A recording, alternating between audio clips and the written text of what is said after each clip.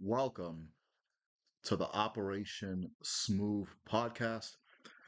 I'm Kevin, New York Jets fan since 1982. The 2025 season was probably the worst season that I've experienced as a Jets fan, and this is coming from somebody that experienced the 1 and Welcome 15 to the Operation Smooth 1996 podcast. season. I'm Kevin, New York. But I mean, it is what it is. And in the first year under Aaron Glenn, obviously the 3-14 disaster, a season in which we expected a lot more. We I don't think we were expecting playoffs or definitely not Super Bowl, but I'm sure we were expecting somewhere within 7 to 9 wins, and that did not happen. So a whole lot of firings have gone on, including the firing of Steve Wilkes, the former defensive coordinator, and of course the offensive coordinator Tanner Engstrom. I've got my own views on that, which I've probably already stated in another video. So again, this offseason has not been very good up to this point. However, we may just have a glimmer of hope. I don't want to get my hopes up, but we did hire Frank Reich as the offensive coordinator, the former Carolina Panthers head coach and former offensive coordinator in a variety of other locations. And then we did hire Brian Duker, I guess that's his name, the former secondary coach for the Miami Dolphins. Miami did not have a great secondary, but nevertheless, he did work with Aaron Glenn in Detroit in 2023. And in that season, nevertheless, the Detroit Lions did make it to the NFC Championship game. Also, yesterday, along with the hiring of Frank Reich, we did bring back somebody that was a very good hire and a very good coach in the Rex Ryan days, particularly from 2012 to 2014. And that hiring is a gentleman by the name of Karl Dunbar. And so Karl Dunbar has been hired as the defensive line coach for the 2026 season, and hopefully, if things go well, many years going forward. Mr. Dunbar played for 3 seasons in the NFL as a defensive end in 1993. 92, 93, he was with the Saints. And then in 94, he was with the Arizona Cardinals. Uh, After his playing career was over, he did play in some, I believe he played for the Rain Fire, and I believe that was in NFL Europe. So then, after his playing career ended, he went back to Opelousas High School in Louisiana, coaching there. He had another head coaching job at Beauchamp High School in Arnoldville, Louisiana. Then he moved up to the college ranks, coached at Nicholls State in 1998-99. Then he joined the LSU coaching staff as a strength and conditioning coach. I believe Nick Saban was the coach of LSU at the time. Then he was the defensive line coach under Les Miles. I'm sorry, I believe Les Miles was coach of LSU in 2000, 2001. Uh, Karl Dunbar followed him to Oklahoma State in 2002-03 as the defensive line coach. Then Mr. Dunbar got his first coaching opportunity in the NFL. He helped tutor first round pick Tommy Harris and second rounder Tank Johnson. Tank Johnson back in the day was a very good defensive tackle. From there, he returned to LSU. Then he went to Minnesota in 2006. And Minnesota had a damn good defensive line in those days. They had the Williams Wall, which were defensive tackle Kevin Williams and nose tackle Pat Williams. And they had a really good squad. That Minnesota team went to the NFC Championship game in 2009. Everybody talks about Brett Favre and Adrian Peterson, who were members of that team. But that Minnesota Vikings defense was no joke during that time frame. And then he went to the Jets from 2012 to 2014. After Rex Ryan got fired by the Jets, he followed Rex Ryan to Buffalo for one season as the defensive line coach in 2015. Returned to the college ranks with Alabama, working under Nick Saban again. So that was in LSU. In 2016 and 2017, I believe he won a national championship with Nick Saban. And then from 2018 to 2025, he was the Pittsburgh Steelers defensive line coach.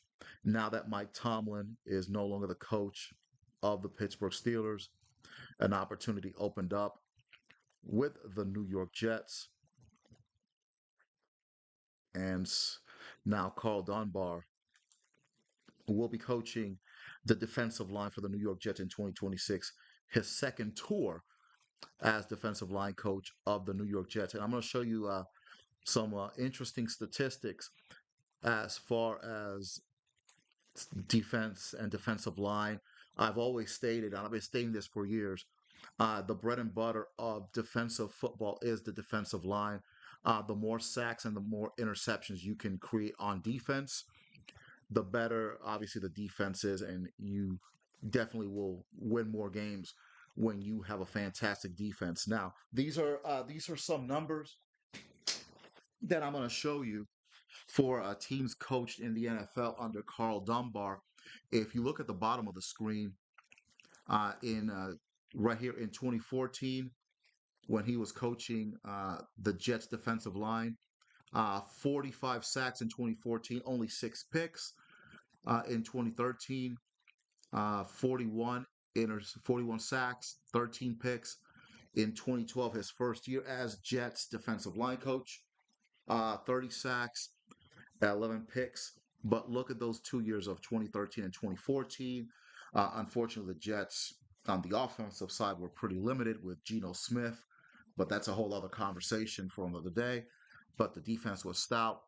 But those were the prime years of Muhammad Wilkerson and Sheldon Richardson. So as you see, 41 sacks in 2013, 45 sacks in 2014.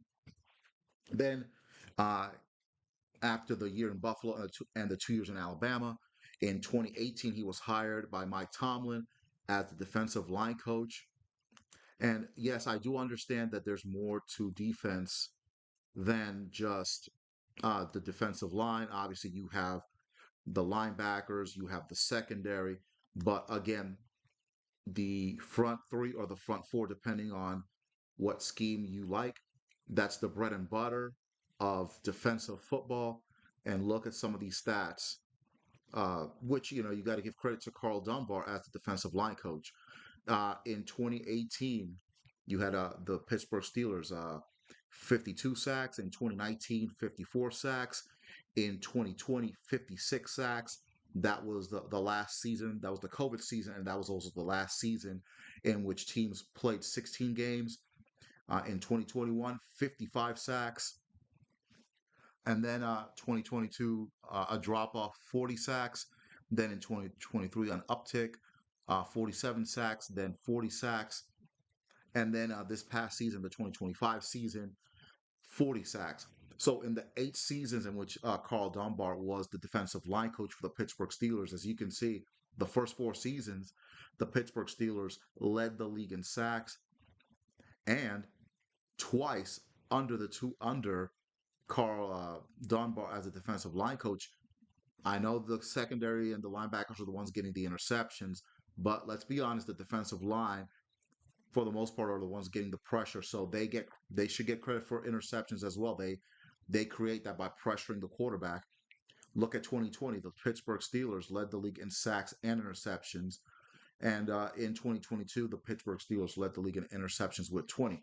Now, as you look at the right side of that column there, look at the amount of sacks Pittsburgh had compared to the New York Jets. And let's go from 2018 on up.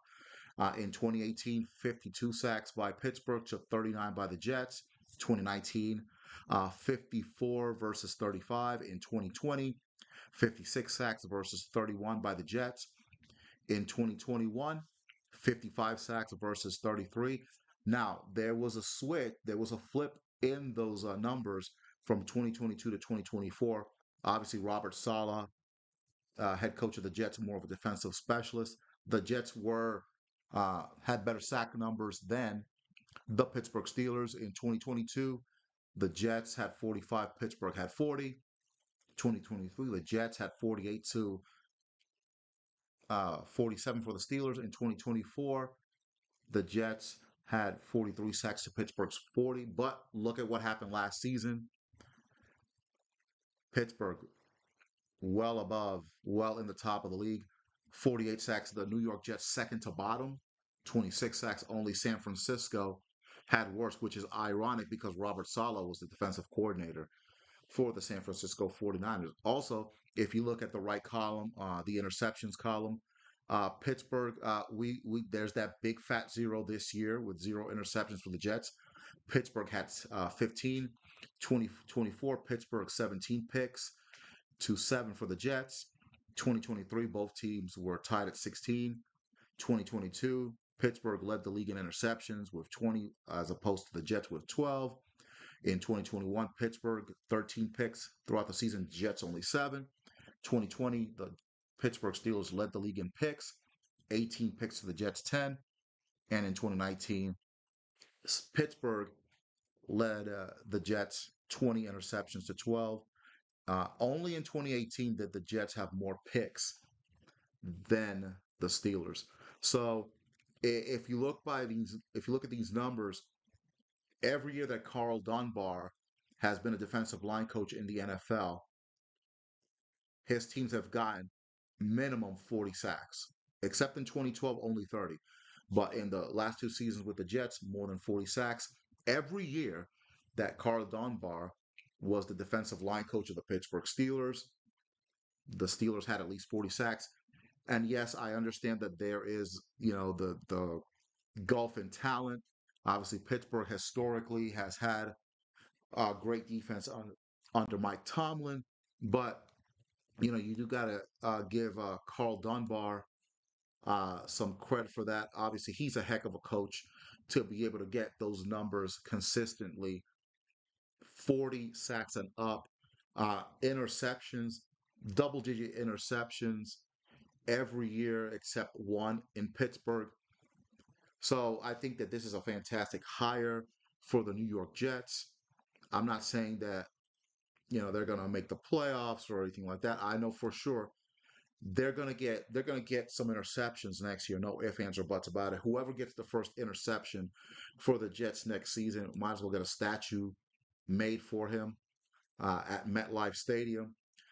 We'll see what happens as far as Jermaine Johnson, as far as Will McDonald, as far as who stays and who's gonna go.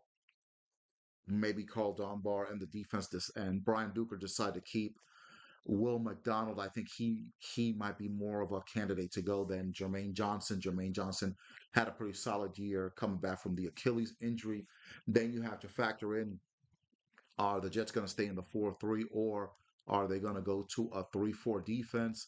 I think the Jets are going to go back to the 3-4 defense, but who knows?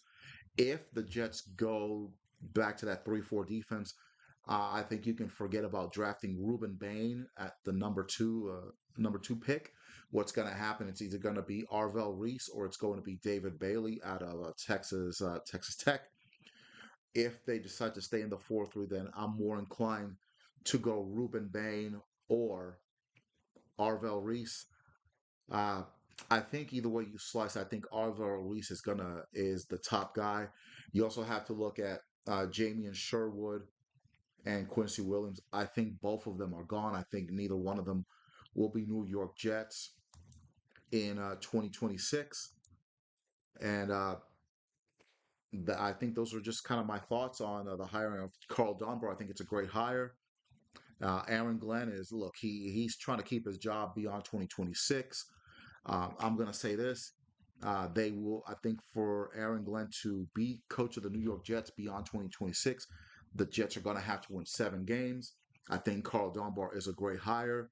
I know that the Jets are looking for that franchise quarterback, and that's something that Jets fans have obsessed about for many, many years. We thought we had it in Joe Namath. Well, since Joe Namath, excuse me, we probably thought we had it with Richard Todd. That's how far back of a fan I am. You had Ken O'Brien. You had some hopes for Brownie Nagel. I won't even discuss the Neil O'Donnell disaster of the mid '90s. Vinny Testaverde almost took us to the promised land.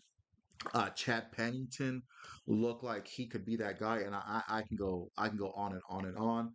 Uh, but in the case of this 2025 and 2026 team going forward, the defense was absolutely horrible, and I think you have got to rebuild that defense before trying to get the franchise quarterback.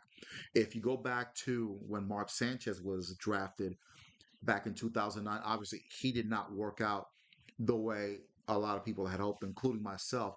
But if you go back when he got drafted, that defense was a very good defense.